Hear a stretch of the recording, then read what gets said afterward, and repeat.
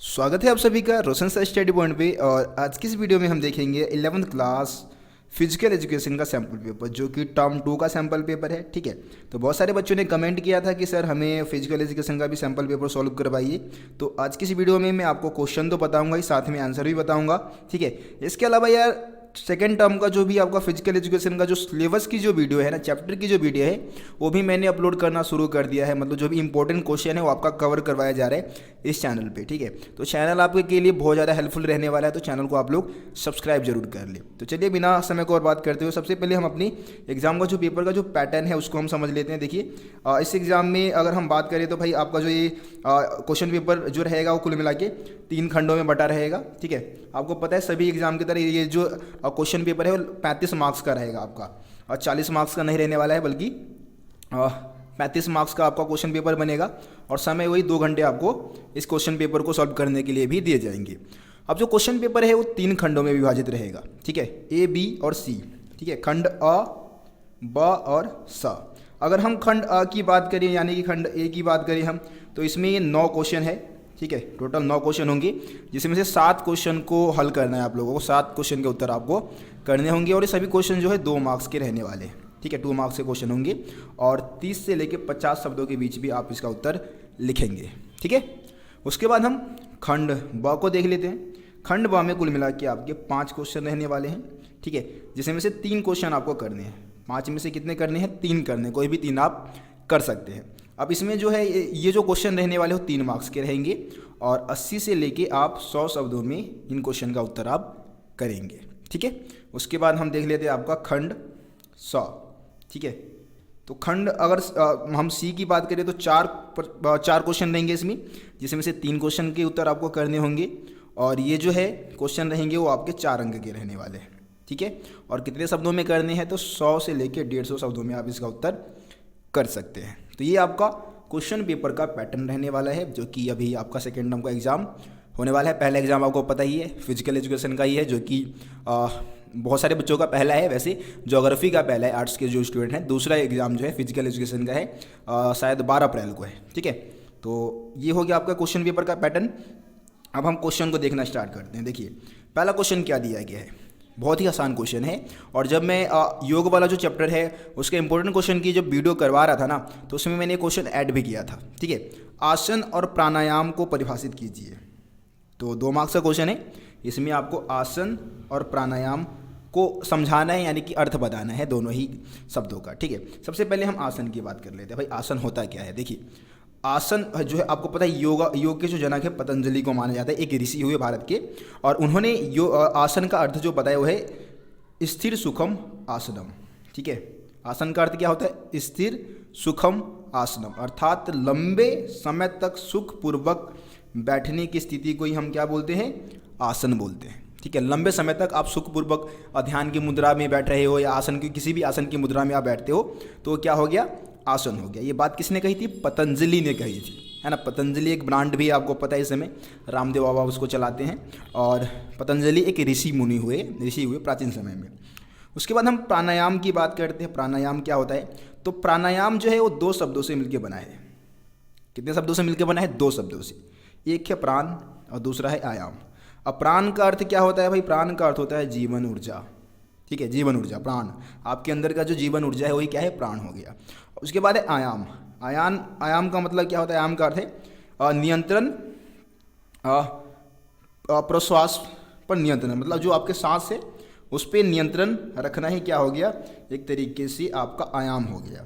ठीक है, तो ये प्राणायाम का अर्थ हो गया आपका, एक तरीके से अपने सांस पे नियंत्रण रखना, अपने जीवन ऊर्जा को बढ़ाने के लिए अपने सांसों पर नियंत्रण रखना ही क्या है? प्राणायाम हो गया।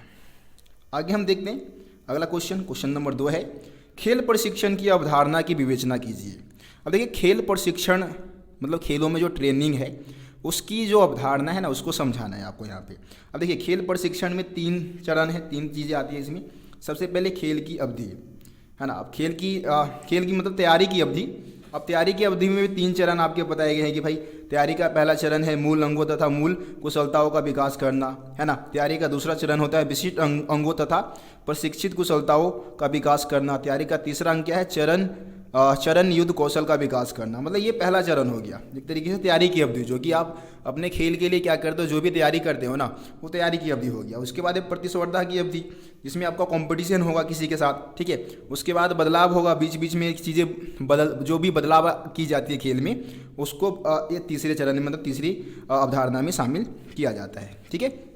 अगर आप इसका PDF प्राप्त करना चाहते हैं, टेलीग्राम को जरूर ज्वाइन कर लें। टेलीग्राम का लिंक आपको डिस्क्रिप्शन में मिल जाएगा। इसके अलावा आप टेलीग्राम पे जाके सर्च करिए रोशन सर स्टडी पॉइंट, और मेरे टेलीग्राम चैनल को आप जरूर से ज्वाइन कर लें, ताकि इसका PDF आपको वहाँ पे मिल सके। आगे देखते हैं क्वेश्चन नंबर 3। क्वेश्चन नंबर 3 दिया गया ट्रैकिंग क्या है, और ट्रैकिंग के प्रकार की सूची बनाइए, ठीक है। ट्रैकिंग आपको समझाना, ट्रैकिंग होता है क्या, देखिए लिखा क्या है, पहले हम इसको पढ़ लेते हैं एक बार। ट्रैकिंग एक लंबी पैदल यात्रा होती है, ठीक है। ट्रैकिंग क्या है, एक लंबी पैदल यात्रा जो विशेषकर पर्वतों में की जाती है, मतलब पहाड़ों पे जो लंबी यात्राएं करते हैं ना, उसी को हम क्या बोलते हैं, ट्रैकिंग बोलते हैं। ट्रैकिंग का अर्थ आनंद अथवा खेल के उद्देश्य से पहाड़ों पर लंबी तथा दुर्गम, है ना, लंबी यात्राएं करना है, और दुर्गम यानी कि कठिन यात्राओं को करना ही क्या है, ट्रैकिंग है, जो कि पहाड़ों पे किया जाता है, ठीक है। साहस की भावना को दिखाने के लिए कहीं ना कहीं इसको करते हैं। अब ट्रैकिंग के प्रकार क्या है, देखो बहुत सारे प्रकार दे रखे हैं, मतलब आसान ट्रैकिंग जो कि बहुत ही आसान होता है, मध्यम ट्रैकिंग जो थोड़ा सा कठिन है ना, कर्मठ है, विकट ट्रैकिंग जो थोड़ा मध्यम से और ज़्यादा कठिन है, और चौथा है कठिन ट्रैकिंग जो कि बहुत ही ज़्यादा कठिन है, बहुत ज़्यादा ऊंचे पहाड़ों पे इस पर एक तरीके से चढ़ना होता है, ठीक है। तो ये सारी ट्रैकिंग के प्रकार हो गए। आगे बढ़ते हैं, क्वेश्चन नंबर 4 को देख लेते हैं। क्वेश्चन नंबर 4 दिया गया है विशेष ओलंपिक भारत पर एक संक्षिप्त टिप्पणी लिखिए, ठीक है। विशेष ओलंपिक भारत जो है एक संघ के रूप में है, संघ की तरह है, उसके बारे में हमें यहाँ पे बताना है। देखिए क्या लिखा गया, विशेष ओलंपिक भारत अंतर्राष्ट्रीय विशेष ओलंपिक का शुभारंभ यूनिस कैनेडी स्ट्राइवर द्वारा किया गया था, ठीक है। विशेष ओलंपिक भारत कार्यक्रम अंतर्राष्ट्रीय स्पेशल ओलंपिक संघ के तत्वाधान में भारत में चलाया गया है, मतलब इसके अंतर्गत चलाया गया है, ठीक है। अंतर्राष्ट्रीय स्पेशल ओलंपिक संघ के द्वारा ये चलाया गया। सर्वप्रथम स्पेशल ओलंपिक इंडिया की शुरुआत कब हुई थी, 1997 में, 87 में की गई थी, लेकिन 2001 में इसका नाम बदलकर विशेष ओलंपिक भारत कर दिया गया था, ठीक है। यह भारत सरकार द्वारा मान्यता प्राप्त राष्ट्रीय खेल महासंघ है। जो विशेष ओलंपिक भारत है वो भारत सरकार द्वारा मान्यता प्राप्त एक राष्ट्रीय खेल महासंघ है। यह बौद्धिक रूप से दुर्बलता वाले बच्चों एवं वयस्कों के लिए विशेष रूप से आयोजित होता है, मतलब जो दुर्बल बच्चे हैं, जो भी बौद्धिक रूप से मतलब मानसिक रूप से जो कमज़ोर है उनके लिए, और जो वयस्क लोग हैं, बूढ़े वगैरह है, ठीक है, उनके लिए कहीं ना कहीं ये आयोजित करते हैं खेल वगैरह, ठीक है। तो इसके बारे में ही आप लिख सकते हैं सारी चीज़ें। उसके बाद हम देखते हैं क्वेश्चन नंबर 5। क्वेश्चन नंबर 5 दिया गया है अनुकूलिन शारीरिक शिक्षा के किन्हीं 4 उद्देश्यों की सूची बनाइए। जो भी अनुकूलिंग मतलब जो शारीरिक शिक्षा है उसके उद्देश्य क्या होते हैं, कोई 4 उद्देश्य बताने हैं आपको। पहला पॉइंट दिया गया है मस्तिष्क तथा मांसपेशियों में तालमेल बैठाना, ठीक है।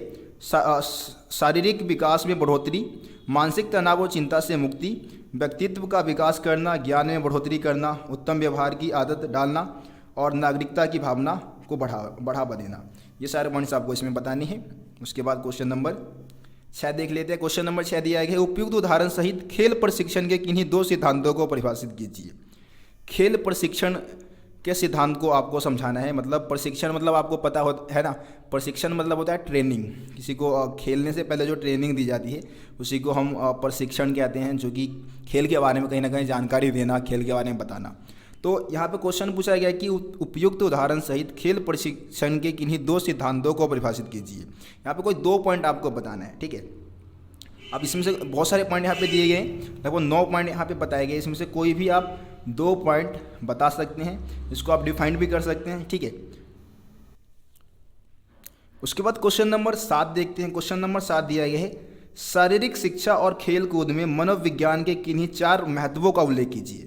आपको पता है मनोविज्ञान एक सब्जेक्ट है ना, जिसमें किसी व्यक्ति के मन को, उसके व्यवहार को उसके व्यवहार करने के तरीके को समझाया जाता है, मनोविज्ञान है ना। तो मनोविज्ञान का महत्व क्या है शारीरिक शिक्षा में और खेल कूद में मनोविज्ञान जो है उसका क्या महत्व है। तो यहाँ पे बहुत सारे महत्व लिखे गए।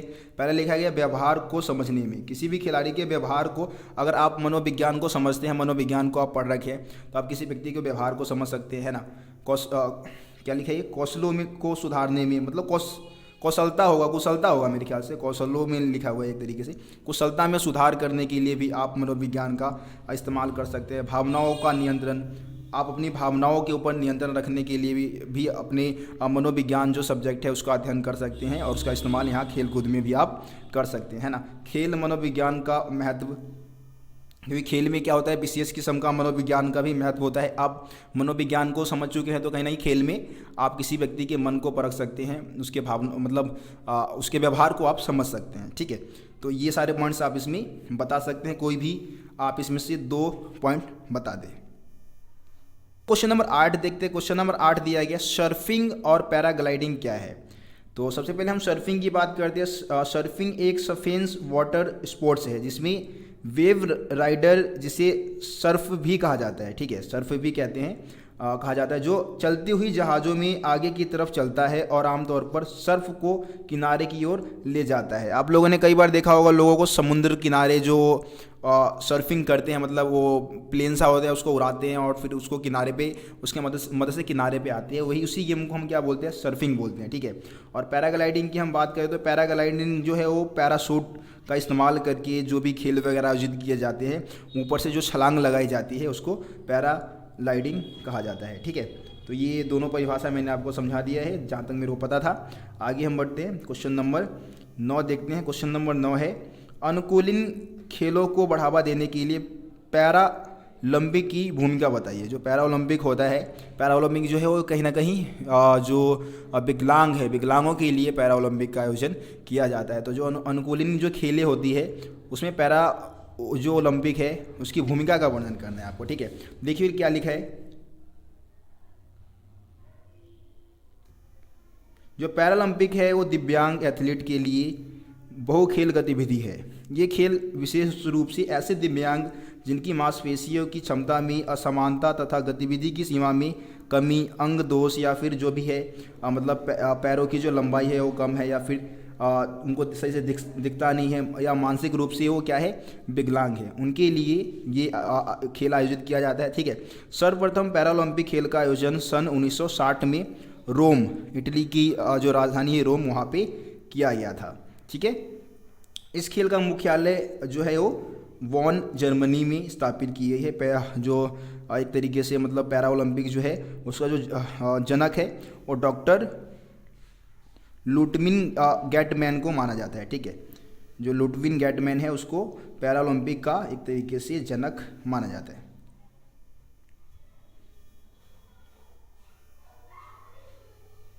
उसके बाद अब देखते हैं क्वेश्चन नंबर 10। क्वेश्चन नंबर 10 क्या है, वृद्धि और विकास में अंतर बताना है। वृद्धि और विकास में क्या अंतर होता है, तो वृद्धि का अर्थ है आकार, भार, लंबाई, चौड़ाई आदि में बढ़ोतरी, ये हो गया आपका वृद्धि, ठीक है, जिसमें आपका जो आपके शारीरिक आकार, आपकी भार, लंबाई, चौड़ाई ये सब चीज़ें बढ़ रही है। विकास क्या है, विकास का अर्थ होता है शरीर में गुणात्मक परिवर्तन, जैसे कि बच्चों की कार्यकुशलता में या फिर कार्य क्षमता और व्यवहार में जो प्रगति होती है, मतलब आपके अंदर जो कार्य करने की जो क्षमता बढ़ रही है या कार्य करने की जो कुशलता आ रही है ना, आपके व्यवहार में जो भी प्रगति आ रही है वो है विकास। और वृद्धि यानी कि आप शारीरिक रूप से जो भी आपके अंदर जो भी बदलाव आ रहे हैं वो होगी वृद्धि, ठीक है। उसके बाद क्वेश्चन नंबर 11 देख लेते हैं। उसके बाद है विशेष आवश्यकता वाले बच्चों के लिए शारीरिक शिक्षण की भूमिका की व्याख्या कीजिए। जो विशेष आवश्यकता वाले जो बच्चे होते हैं, यानी कि जो शारीरिक रूप से कहीं ना कहीं आप कह दें कि बाधित है, या फिर उनका कोई मतलब जो कार्य करने की उतनी क्षमता नहीं है उन जो बच्चों के अंदर, ठीक है।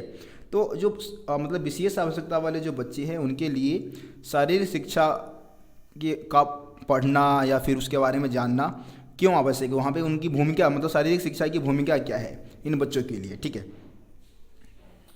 तो देखिए शारीरिक शिक्षा के अध्ययन से क्या होगा, जो ये विशेष आवश्यकता वाले जो बच्चे हैं ना, वो तनाव से या फिर जो भी चिंता है ना, या फिर जो सृजनात्मक जो भी कार्यक्रम है, शैक्षणिक प्रदर्शन में सुधार ला सकते हैं। तो ये सारी चीज़ें कहीं ना कहीं उनके प्रगति में भूमिका निभा सकती है, प्रगतिशील उनको बना सकती है। तो इस कारण इसकी भूमिका बढ़ जाती है। ठीक है, ये हो गया। ये सारे क्वेश्चन आपको सपोर्टिंग मटेरियल में भी मिल जाएंगे। जितने भी क्वेश्चन पूछे जा रहे हैं ना, आपके सपोर्टिंग मटेरियल से ही पूछे जा रहे हैं। तो एक बार सपोर्टिंग मटेरियल को आप एक बार ज़रूर अच्छे से रीड करके जाए।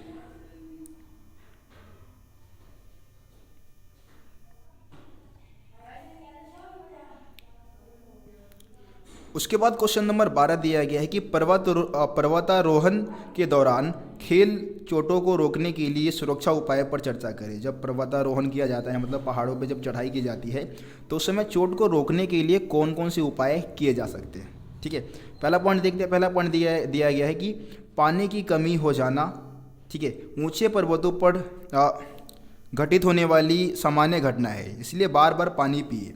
ठीक है, आपके शरीर के अंदर क्या हो सकता है, पानी की कमी हो सकती है, तो इस कारण आप मतलब समय समय पे क्या करें, पानी पीते रहे। इसके अलावा पर्वतारोहण हेतु जाने से पूर्व यह सुनिश्चित कर ले कि आपका स्वास्थ्य बिल्कुल ठीक है। अगर आप पहाड़ों पे चढ़ाई करने जा रहे हैं तो उससे पहले आप अपना चेकअप करा सकते हैं कि भाई आप सही है क्या, आपको कोई बीमारी तो नहीं हो रखा है, आप बिल्कुल स्वस्थ है शारीरिक रूप से, ये चीज़ आप पता कर लिए। इसके अलावा वास्तव में आप पूर्णतः शारीरिक रूप से पुष्ट होने चाहिए।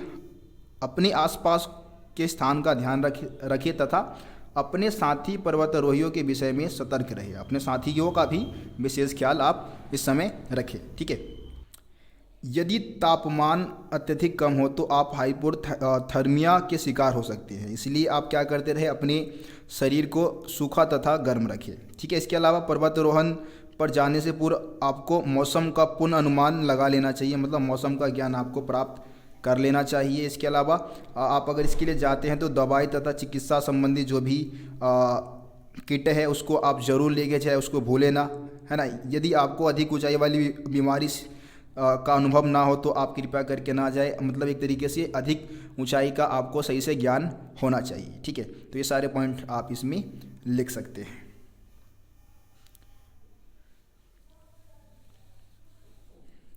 उसके बाद क्वेश्चन नंबर 13 देखते हैं। क्वेश्चन नंबर 13 दिया गया है नौका आसन। जो नौका आसन होता है उसकी आपको लाभ बताने हैं। ठीक है, लाभ क्या होते हैं नौका आसन, जो बिल्कुल मतलब नाव की पोजीशन में बैठ के उसको लगाया जाता है, तो उसके लाभ बताने हैं। बहुत सारे लाभ आप लिख सकते हैं, जैसे कि कमर व पेट की मांसपेशियों के लिए अच्छा रहता है ना। ये मतलब जो रोग है उसके लिए लाभदायक है ना। आपके मानसिक और शारीरिक विकास में भी मदद करता है। तो ये सारे पॉइंट्स आप इस क्वेश्चन में बता सकते हैं। उसके बाद हम क्वेश्चन नंबर 14 देखते हैं। क्वेश्चन नंबर 14 दिया गया है डोपिंग के वर्गीकरण को समझाइए। डोपिंग होता क्या है, आपको पता होगा कि जो मतलब खिलाड़ी होते हैं अपने प्रदर्शन को बढ़ावा देने के लिए, मतलब बढ़ाने के लिए जो चीज़ें इस्तेमाल करते हैं उसको हम डोपिंग बोलते हैं। ठीक है, तो प्रदर्शन बढ़ाने वाले पदार्थ होते हैं और कुछ शारीरिक विधि भी होती है और कुछ पदार्थ भी होते हैं जो कि डोपिंग को बढ़ावा देते हैं। तो ये सारी चीज़ें यहाँ पे लिखी गई है, आप इसको रीड कर ले। ठीक है, पढ़ ले आप इसको। उसके बाद क्वेश्चन नंबर 15 देखते हैं। क्वेश्चन नंबर 15 है किशोरों की समस्या और उसके प्रबंध की व्याख्या कीजिए। मतलब किशोरावस्था की बात की जा रही है।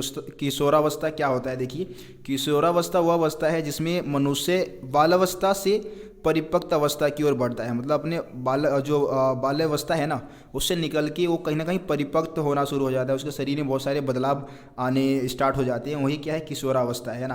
किशोरावस्था की समस्या क्या है, देखो उदासीनता आ जाती है एक तो लोगों के अंदर, है ना। जो बच्चे हैं उनके अंदर उदासीनता आ जाएगी, आत्मसम्मान में गिरावट देखने को मिलता है, आपराधिक और सामाजिक गतिविधि जैसी घटनाएं, बहुत सारी आपराधिक गतिविधि इस समय में करते हैं क्योंकि बहुत सारी परिवर्तन उनके अंदर आ रहा होता है ना। इसके अलावा विवाह पूर्ण यौन संबंध समस्या है, जैसे कि विवाह से पहले ही यौन संबंध बनाने की जो समस्या है वो आपको देखने को मिल जाएगा इस समय। इसके अलावा नशीले दवाओं का दुरुपयोग करते हैं, नशीले पदार्थों का इस्तेमाल, नशा वगैरह गांजा वगैरह फूकना शुरू कर देते हैं। तो ये सारी किशोरावस्था की समस्याएं हैं, है ना। समस्याओं का प्रबंध कैसे कर सकते हैं भाई, तो माता पिता की सहानुभूति और उदार व्यवहार अपना के क्या कर सकते हैं, अपने बच्चों को संतुलित रख सकते हैं। इसके अलावा घर और स्कूल में स्वस्थ वातावरण होना चाहिए, अच्छे मित्र वगैरह के साथ लोग रहेंगे, मतलब बच्चे रहेंगे तो वो सही रह सकते हैं। इसके अलावा किशोर मनोविज्ञान का समुचित ज्ञान, मतलब जो भी बच्चे हैं उनको मनोविज्ञान का सही ज्ञान होना चाहिए, उचित शिक्षा उनको प्रदान करना चाहिए, सही दिशा में ऊर्जा का प्रवाह, जो भी उनके शारीरिक ऊर्जा है उसका सही दिशा में अपने कैरियर पे फोकस करे, अपने जीवन को बेहतर बनाने पे फोकस करे, फालतू की चीज़ों पे इस समय ध्यान ना दे। तो ये सारी चीज़ें यहाँ पे आप किशोरावस्था की जो समस्या उसके प्रबंध में बता सकते हैं।